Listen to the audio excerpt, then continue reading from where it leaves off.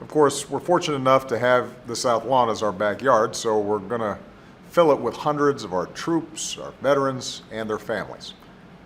Over the past 7.5 years, it's become one of my favorite traditions. We get to celebrate our freedoms while doing what we can to honor all those who serve and sacrifice to make that freedom possible.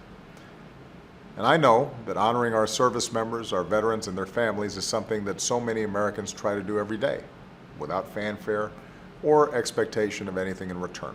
For the past 5 years, Michelle and Dr. Jill Biden have tried to follow the example of so many of those Americans with their Joining Forces initiative.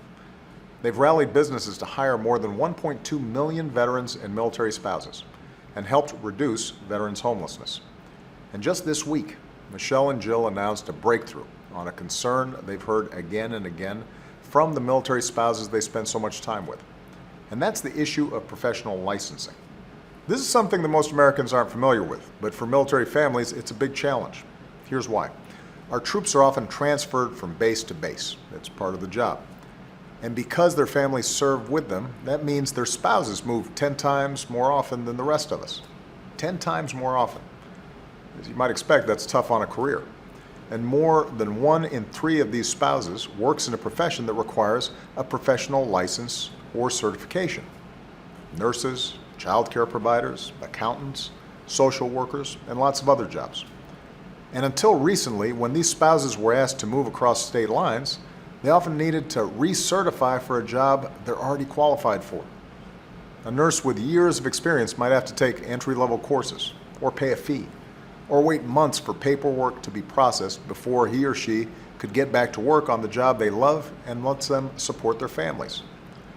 It didn't make any sense. So we changed it. When Michelle and Jill took up this cause 5 years ago, only 3 states had taken action on military spouse licensing. But they rallied governors and state legislatures into action.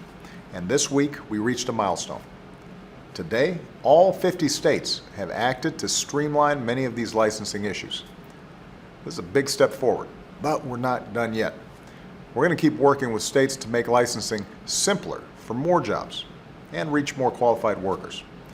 But we can finally say to so many of our military families, when you move, you'll no longer be forced to put the career you love on hold just because you and your family have chosen to serve this country. That's what this is all about, serving our men and women in uniform as well as they have served us.